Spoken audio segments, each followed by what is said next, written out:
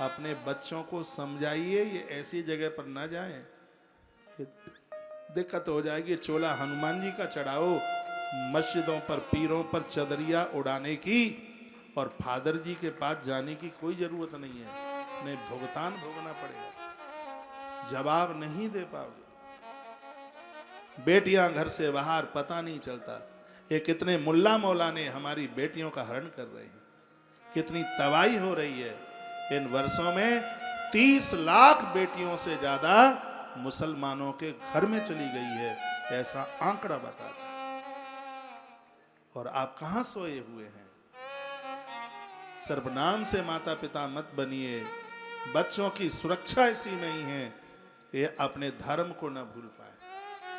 आज तलवार की नोक से इन लोगों ने हमारे हिंदुओं को डरा करके, धमका करके, और यही पूर्व में हुआ जो आज उधर हो रहा है।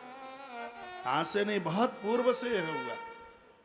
लेकिन बहुत आग्रह पूर्वक मैं आप सबको निवेदन करना चाहूंगा, अपने बच्चों का ध्यान रखिए, ये इनकी संगति ना करें। यदि आपका बेटा इनके साथ दोस्ती किए है तो आप बहुत बड़े नुकसान की देहली पर पांव रखने के लिए जा रहे हैं। ये ध्यान रखना इस बात के लिए।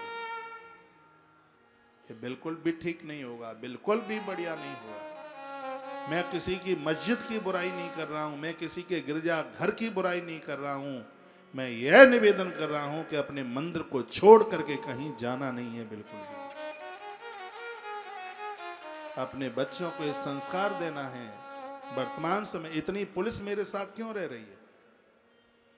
मैंने किसी का बुरा नहीं किया है, मैंने किसी का कुछ छीना नहीं है। मुझ जैसे लोगों के ऊपर बार हो सकता है तो आप कहां बचेंगे फिर, जो स्वप्न में भी कभी किसी का बुरा ना चाहे।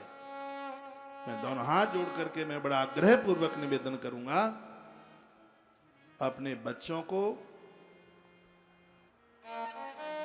इनकी दोस्ती से बचा लीजिए, इनके पास से बचा लीजिए। ये तो बहुत बड़ी दिक्कत है, हो जाएगी। भारत तो हमेशा से महान रहा है।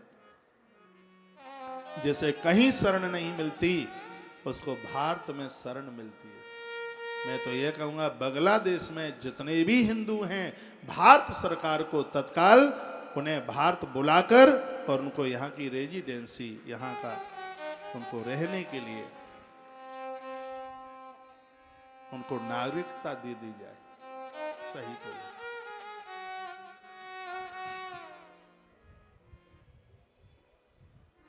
अभी आपने आंखें बंद कर ली हैं, भाईचारा निभा रहे हो। तुम तो ईद वीद पर सब गले मिलते हो, लेकिन वो शिवरात्रि पर कितना मिलते हैं समझो, वो रक्षाबंधन पर कितना मिलते हैं, वो होली दिवाली पर कितना मिलते हैं। मैं पुष्कर जाता हूँ, निकलता हूँ मस्जिद के सामने से, हजारों हिंदू वहां होता है, लेकिन ब्रह्मा जी के मंदिर में मुझे एक मुसलमान दिखाई नहीं देता। तालियां तो काय को बजेंगी आपकी। इस देश को योगी जैसे नेता की जरूरत है। योगी जिस प्रांत में पहुंच जाए, विपक्षियों का सुपड़ा साफ हो जाए। ऐसा महान योद्धा, एक धर्म का योद्धा।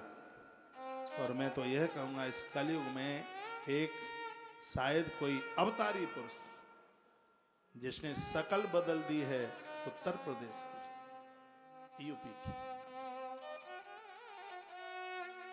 अयोध्या में योगी जी की हार नहीं हुई है, अयोध्या में कैंडिडेट की हार हुई है। मैं अभी कथा करके आया हूं वहां से, उसमें योगी जी की हार तो कोई मतलब ही नहीं उठता है कोई। अपने बच्चों को सुरक्षित रखिए, गंधारी की तरह आंख पर पट्टी मत बांधिए। यदि गंधारी की आंख पर पट्टी न बंधी होती तो गिरे हुए शकुनी का असर दुर्योधन के ऊपर कभी भी नहीं होता। और आप भाईचारा भाईचारा भाईचारा भाईचारा, उसी भाईचारे में ये सब गड़बड़ हुआ होता जा रहा है। ध्यान रखना। मैं तो कथा में आगे के लिए चल रहा हूं, मेरा सब्जेक्ट दूसरा है बोलने के लिए, लेकिन जब कभी ये सूचना पढ़ता हूं, देखता हूं, कल तो मेरी आंख में आंसू आ गए थे। कुछ वीडियो मुझे वो आचार्य जी दिखा रहे थे कि देखो महाराज जी क्या क्या हो गया ये तो आज जिनके ऊपर इतना कुठाराघात हो रहा है वो अपने ही है। मैं तो ये कभी नहीं कहता कि मुसलमान मरने चाहिए, क्यों मरने चाहिए, उनको भी जीने का अधिकार है, लेकिन वो अतिक्रमण करते हैं और ये खूंखारी बिल्कुल ठीक नहीं। रसखान और रहीम जैसे इन महापुरुषों को तो हम बंधन करते हैं, हम प्रणाम करते हैं, लेकिन वर्तमान समय में जो स्थिति हो रही है ये बहुत दिक्कत देने वाली है।